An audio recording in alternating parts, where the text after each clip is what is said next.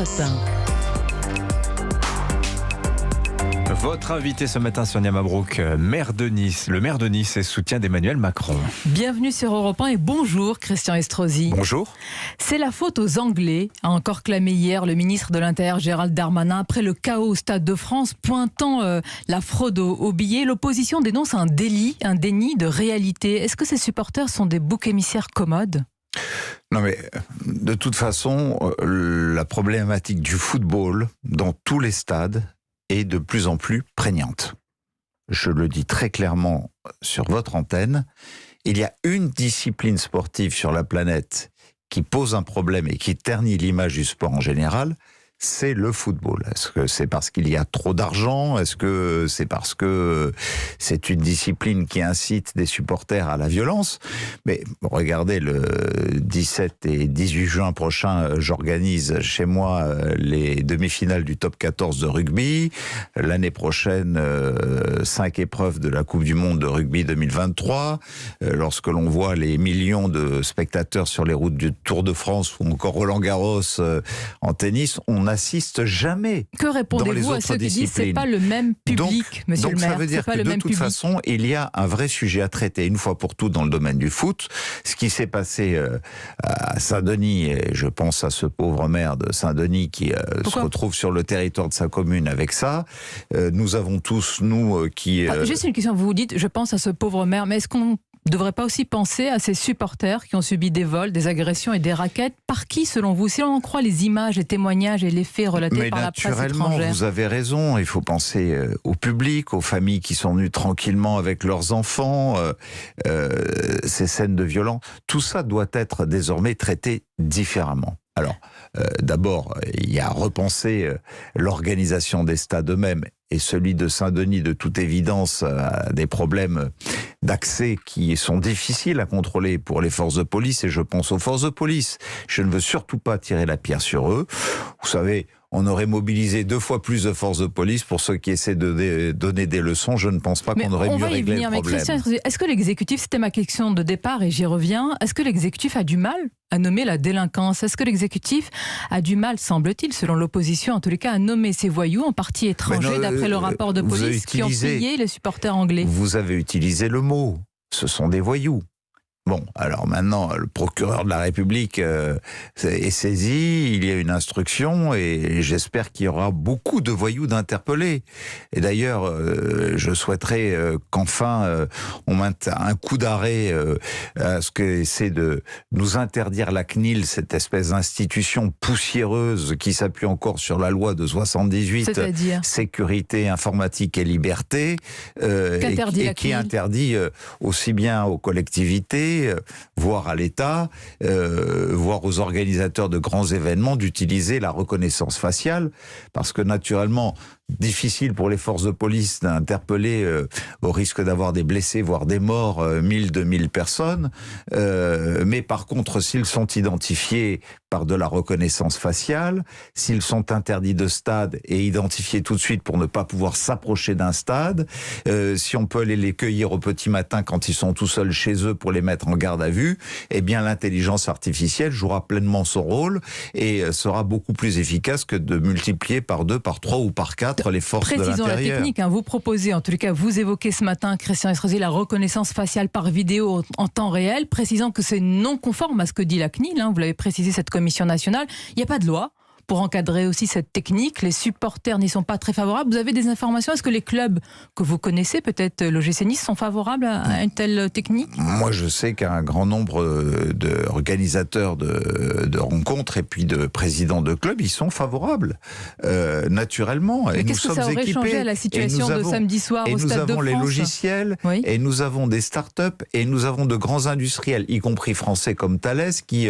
aujourd'hui ont des systèmes très au point pour garantir les libertés individuelles et que seules les personnes fichées puisse être détecté par l'intelligence artificielle.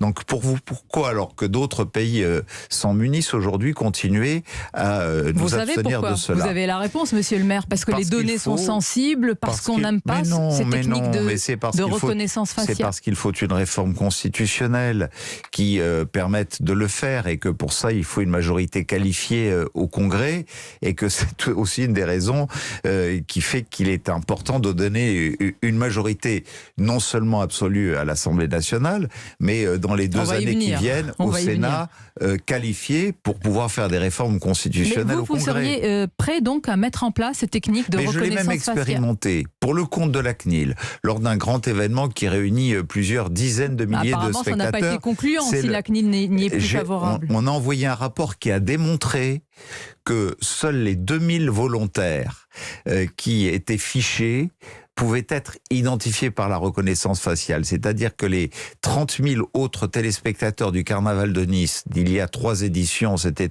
en 2020 très exactement, qui ont participé à cette expérience, ne pouvaient pas être identifiés. Leur liberté était donc totalement protégée, puisque seuls ceux qui avaient une fiche dans un logiciel avec leur empreinte, comme lorsque vous rentrez dans un aéroport et que vous passez au contrôle de police, qu'on vous demande de regarder, on vous demande bien d'utiliser la reconnaissance faciale. Lorsque vous allez n'importe où avec votre portable pour pouvoir sortir une application, on vous demande votre reconnaissance faciale.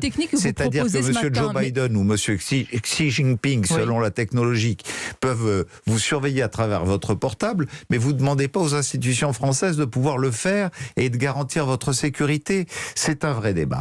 En tous les cas, c'est une proposition que vous mettez sur la table ce matin. Mais juste, pardonnez-moi, vous avez entendu tout à l'heure le journal de 8h. Notre journaliste William Molinier a fait état, c'est une information Europe 1, d'une note du renseignement qui avait alerté Christian Estrosi sur tous les risques de faux billets. C'est un rapport, quand vous le lisez de A à Z, tout était écrit noir sur blanc. Alors au minimum, il y a eu une négligence si on n'a pas tenu compte de ce rapport. En tout cas, moralité, on a accédé à la demande des supporters de Liverpool d'avoir des billets papier. Je pense que c'était une erreur. À la faute aux Anglais. Perfide Albion, décidément. Non mais... c'est ce qu'on entend depuis plusieurs jours. Quels étaient les seuls à avoir des billets papier? Qui? Est-ce qu'il ne fallait pas mieux le contrôler ou anticiper cela? Qui? Dans une telle finale. Oui, mais avec là, on voit bien, parce que c'est facile de taper sur le gouvernement, mais vous savez très bien que dans le périmètre du stade et dans son enceinte, la responsabilité est à l'UEFA, la responsabilité est à la Fédération française de football. Ce sont eux qui ont accordé ces billets papier.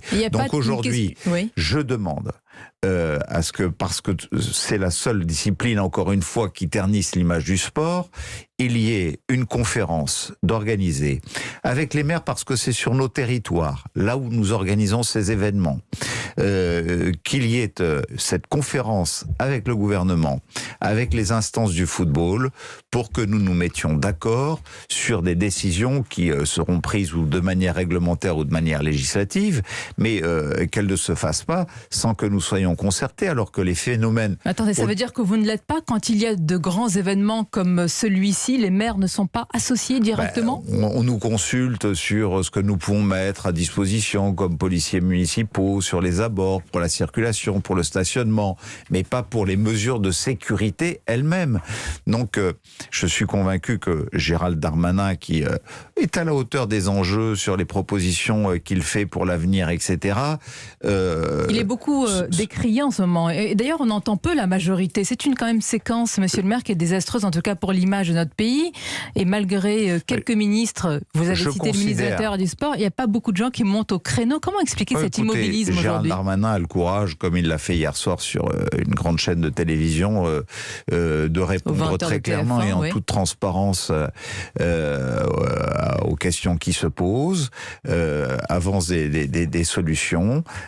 Géographiquement, lorsque l'on voit les difficultés d'accès au Stade de France. Ce ne sont que des difficultés d'accès, ce n'est qu'un problème d'organisation. Par exemple, sur la police, Christian Estrosi, c'est un sujet important. Il y a eu des familles et des enfants quand même qui ont essuyé des gaz. Il n'y a rien à revoir. Il n'y a pas eu de blessés, il n'y a pas eu de décès. Ouais, ça, fort heureusement, mais est-ce que il suffit de dire ça? Certains auraient voulu que la police réagisse avec plus de force.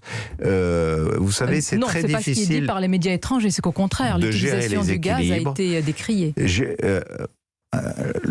L'organisation, soyons sérieux, de samedi dernier est une organisation qui, à l'intérieur du périmètre, relève des seules instances sportives. Or, il y a des faiblesses d'accès, des faiblesses de grille, des faiblesses de tourniquets. Ça, c'est l'organisation du stade lui-même. C'est une organisation qui relève du foot. Monsieur le maire, il y a eu des pillages, il y a eu un racket des supporters. Est-ce que c'est dû aux tourniquets qui ont attaqué les supporters? Qui a été demandée par les supporters de Liverpool, alors qu'il faut exiger une billetterie électronique non falsifiable.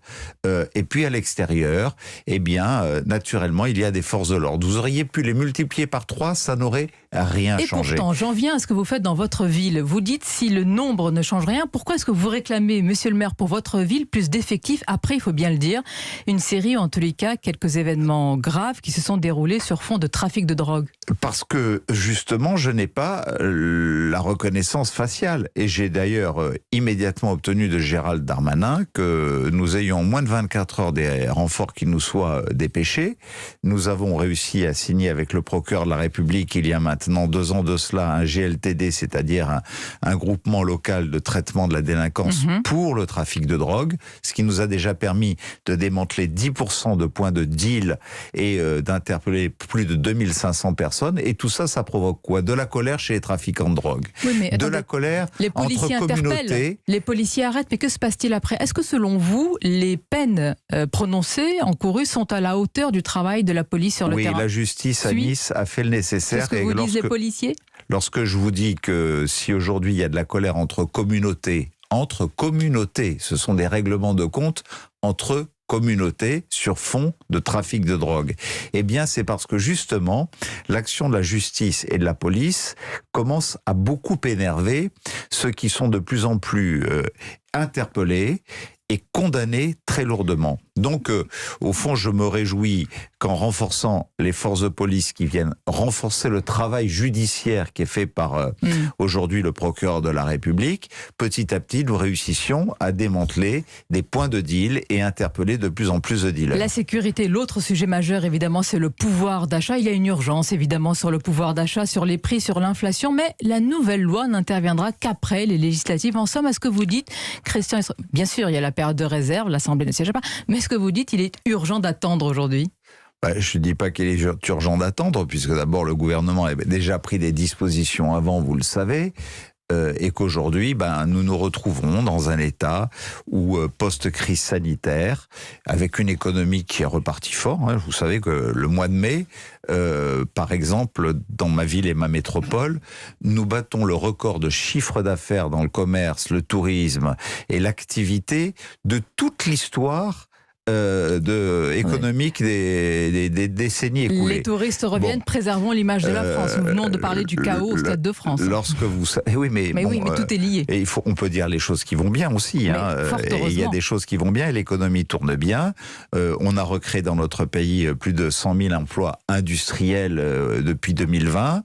Nous avons une baisse du chômage sans précédent, mais tout ça risque d'être mis à mal par une montée de l'inflation qui est provoquée par la guerre qui est aux frontières de l'Europe. Parce que c'est bien pour cela il va y avoir une loi, on la accumule priorité est aujourd'hui de protéger les plus modestes, les plus faibles.